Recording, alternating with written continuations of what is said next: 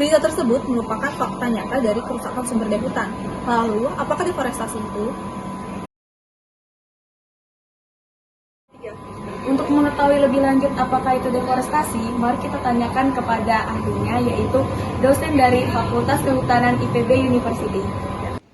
Bagaimana tanggapan Bapak terhadap fenomena deforestasi yang terjadi di Indonesia? Laju deforestasi di Indonesia, faktanya data mencatat itu sangat besar, khususnya pada masa lalu. Sangat tinggi. Pada awal tahun 2000 itu dikatakan laju deforestasi Indonesia itu sekitar 2 juta hektar per tahun. Nah, kalau kita hitung dalam satuan menit, itu tiap menit itu sama dengan 6 kali luas lapangan sepak bola. Kalau angkanya 2 juta hektar per tahun. Nah, ini untuk mengatakan betapa super seriusnya deforestasi yang terjadi di hutan-hutan Indonesia. Ya. Apakah deforestasi terjadi semata-mata hanya karena motif ekonomi, Pak? Apakah profit yang didapat dari pemanfaatan sumber daya hutan relatif lebih kecil jika dibandingkan dengan pemanfaatan untuk sektor non-kehutanan, Pak? Banyak karena aktivitas ekonomi, iya. Tetapi juga banyak juga karena ketamakan orang gitu ya. Artinya orang sudah punya lahan, tapi ingin tetap gitu ya. Mengenai apakah ekonomi dari kebun lebih tinggi dari hutan, secara tradisional iya gitu ya. Tetapi itu kalau kita mengabaikan ekonomi dari karbon, ekonomi dari air gitu ya, ekonomi dari turisme, ekoturisme gitu ya. Jadi menghitungnya itu bukan ekonomi tradisional gitu, tapi ekonomi yang menyertakan jasa ekosistem. Di situ ada nilai-nilai keuntungan, ada macam-macam gitu, banyak sekali yang bagi para ekonomi tradisional itu nggak bisa di-capture gitu ya gitu. Jadi ekonomi tradisional selalu hutan kalau mau kebun diubah di pertanian tanam, pertanian kalau mau pemukiman kalau dengan bisnis, sehingga ini kan tidak sehat kalau gitu ya, sehingga banyak usaha ya, seperti ekonomi karbon, ekonomi air yang ingin kalau hutan ini tetap harusnya jangan hutan, walaupun manfaat ekonomi konvensional kalah ini.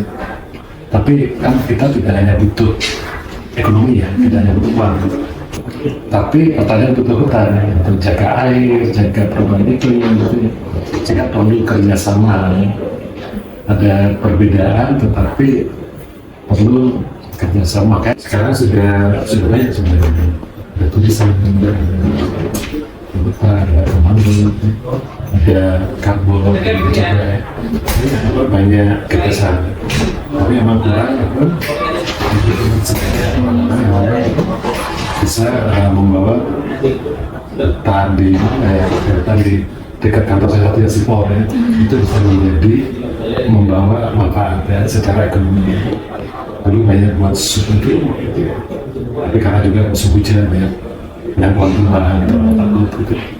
Jadi banyak yang sudah dilakukan, tapi perlu juga kreativitas gitu.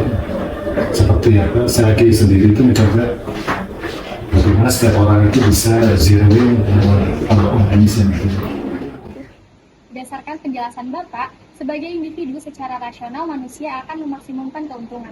Lalu, bagaimana cara untuk memaksimumkan pemanfaatan dari sumber daya hutan agar tidak tersisihkan oleh sektor lainnya? Jadi banyak yang sudah dicoba programkan, tapi masih perlu ya kreativitas, inovasi baru ya. Agar nilai-nilai hutan dari pohon itu bisa mendapat tempat yang lebih besar. Ada red plus, ada payment for environmental services, banyak itu ya. Banyak ya itu karena ekonomi tradisionalnya lebih kuat. Pohon yang jangan makan kan, ini kalau diganti itu jangan makan. Tapi kan kita hanya butuh makan. Tapi juga itu selalu bahas kan, itu soalnya tidak bisa makan kan. Tapi itu kan ada sungai yang bisa kita minum. Jadi perlu entrepreneurship atau kreativitas.